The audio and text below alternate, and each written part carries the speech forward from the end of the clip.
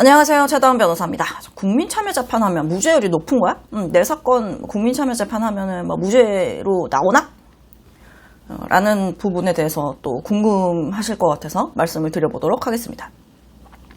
제가 국민참여재판으로 진행하겠다라고 얘기를 해서 국민참여 절차로 진행하는 걸 재판부가 오케이! 했던 사건이 2건이 있었어요. 기본적으로 국민참여재판으로 해주세요라고 신청을 하는 사건이 잘 없고요. 일단 의뢰인 입장에서도 내가 지금 이렇게 법정 와가지고 막 이렇게 뭐 범죄자라고 이렇게 서 있는 것도 창피한데 어쩌면 우리 아파트 앞동에 사는 사람이 올 수도 있는데 아니면 어쩌면 우리 회사에 누군가가 올 수도 있잖아. 그런데 그렇게 모두 그러니까 일반인이 보는 앞에서 굳이 내가 범죄자로 서가지고 재판을 받는 거를 원하는 의뢰인은 잘 없습니다. 그러니까 대부분 진행하는 사건의 99.9%가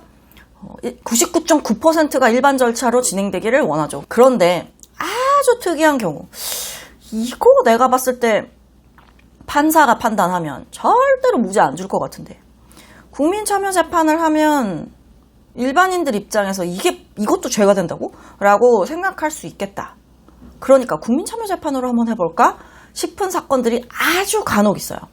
1년에 한 건도 안 됩니다. 사실 그런 거는. 그러니까 일반적으로 생각해보세요. 자, 법상으로 따져봤을 때 이게 법에서 이런 걸 처벌하라고 이 법이 나와 있는 게 아니에요. 자, 법적으로 따진다든지 아니면 뭐 최근에 판례가 어떻습니다 라고 해서 따지는 게 제가 느끼기에는 오히려 좁지.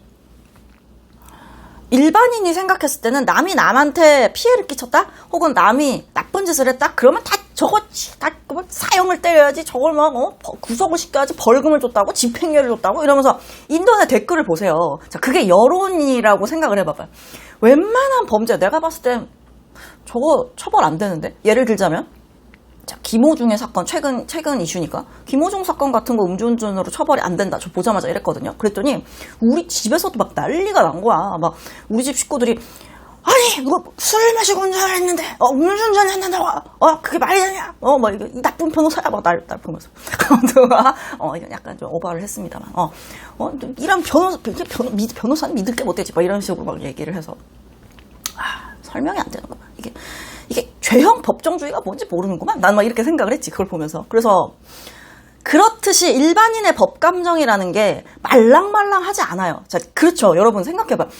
자, 법조인이 봤을 때, 판사가 봤을 때, 잘못하긴 했는데 이거는 우리의 형법상 처벌하기가 좀 애매하다. 혹은 무죄. 그러니까 웬만한 사건은 그냥 법 대 법으로 따지는 게 나아요. 그리고 절차 자체도 굉장히 심플하고.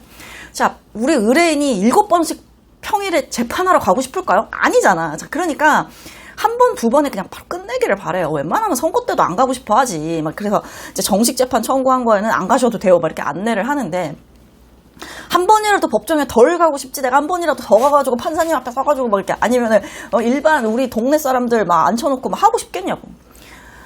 아니죠. 그러니까 의뢰인도 원하지 않고 국민참여재판은 변호사가 생각했을 때도 적절하지 않은 사건이 대부분이고 판사는 당연히 싫어하고 검사도. 그러니까 국민참여재판으로 해야지? 우리 한번 해봅시다 라는 말이 나올 일도 잘 없고요. 하게 해주세요 라는 말도 잘 안 나오고 설령 그렇게 신청을 한다고 해도 받아들여지는 일도 거의 없고 그렇게 되니까 실제로 진행되는 일이 잘 없는 겁니다. 자, 그런데 막 기사나 뭐 이런 걸 가끔 이제 국민참여재판으로 사건이 절차가 진행이 됐다 막 이런 식으로 보면 저도 굉장히 유심히 보거든요.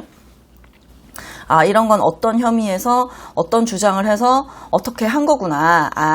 이거는 국민참여재판으로 이런 이유 때문에 그런 거구나라고 이제 생각하는 경우들이 있는데 간혹 진짜 모르겠는 경우가 있어. 국민참여재판을 하면 더 철퇴를 맞을 만한 사건인데 제가 봤을 때 국민참여재판을 해가지고 막 구속됐다 이런 것도 본단 말이에요.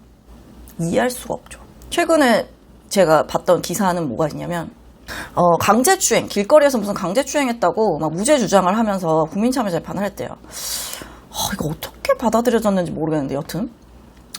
근데 이 피고인이 성범죄 전력을 포함해서 전과 18범이야. 출소한 지 2개월밖에 되지 않아서 또 범죄를 저지른 거래요. 자, 여러분들이 이 피고인이 하는 재판 법정에 이렇게 앉아있다고 생각해봐요. 얘기 듣기도 전부터 유죄인 것 같잖아. 그쵸? 그냥, 그날 무슨 추행을 했는지 모르겠고, 누구를 만졌는지, 어디서 만졌는지, 나 모르겠고, 유죄, 이렇게 생각이, 그게 일반 시민의 법 감정일 때가 많아요. 전과 18법? 이거 말이 됩니까? 이런 분이 국민참여재판을 하니까, 배심원 6명은 징역 1년, 1명은 징역 9개월이 적절하다고 봤대요. 그래서 징역 1년으로 선고를 했대요. 전원 유죄. 한 명은 또 무죄가 나오긴 했네. 피해자가 이제 여러 명인데. 여튼 그래서 국민참여재판으로 진행을 하는 게 일반 국민 법감정에는 그러니까 아주 묘하게 뒤틀려 있는 부분들이 있어요. 법으로는 그리고 최근 판례로는 무죄를 받기가 진짜 어려워. 근데 일반 국민의 법감정 이런 걸 처벌한다고? 할 만한 죄명들이 있어요. 그런 게 이제 제가 무죄를 받았던 그런 어떤 강제추행 사건. 아무리 봐도 둘이 사귀었는데 남편이 알아가지고 신고한 거네. 이렇게 이해를 한다거나 아니면 이런 걸 가지고 처벌을 한다고? 이런 것들 아주 그냥 디테일하게 야 너 막 토하길래 등을 막 두들겨줬어. 막 그랬더니 왜 저를 만지세요? 이러면서 그런다거나. 혹은 다수의 목격자가 있는데 피해자 진술이 막 일관되다고 해가지고 막 유죄가 그냥 막 일방적으로 선고가 된다든지 그런 경우에는 국민참여재판을 하는 게 좀 의미가 있을 것 같은데 그게 아니면 국민참여재판을 하는 게 제가 봤을 때는 별로 득이 되지 않아요. 국민들은 뭐다? 이러고 볼 거 아니야. 네가 범죄를 저질렀어. 어디 한번 얘기해봐라. 이럴 거 아니야. 그러니까 국민들이 나를 안타깝게 봐주고 야 저런 사람이 무슨 범죄자야 라고 생각할 정도의 시나리오가 나오지 않는다면 안 하는 게 맞다.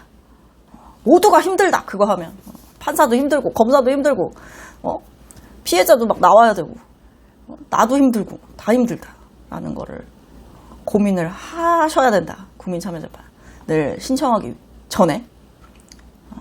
그래서 국민참여재판 내가 하고 싶다고 무조건 되는 거는 아니지만 여튼 그런 절차가 있다.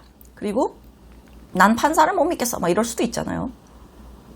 그런 경우에는 한번 고민을 해보시되 내 사건인 경우에 국민참여재판이 적절한지 여부에 대해서도 한번 상담을 받아보시는 게 도움이 될 수 있다. 그리고 그거를 내가 한번 이해해보고 싶을 때는 내 사건 관련 기사가 네이버 같은데 빡 떴어. 네이트 막 이런데 딱 떴을 때 어떤 댓글이 달릴까를 한번 생각해 보시면 돼요. 어떤 댓글이 달려? 야, 욕이 막 달릴 수도 있고 아니면 세상에 저런 걸 처벌한다고 막 이럴 수도 있잖아. 그거를 한번 객관적으로 내 사건에는 기자가 어떤 타이틀을 달 거야. 내용엔 어떤 내용이 있겠지? 나에 대해서는 이렇게 묘사를 할 거야. 자, 그러면 댓글이 뭐라고 달릴까를 생각을 했을 때 댓글이 너무 안타깝네요. 이런 것도 처벌이 되나요? 이런 게 달린다면 국민참여재판이 적절.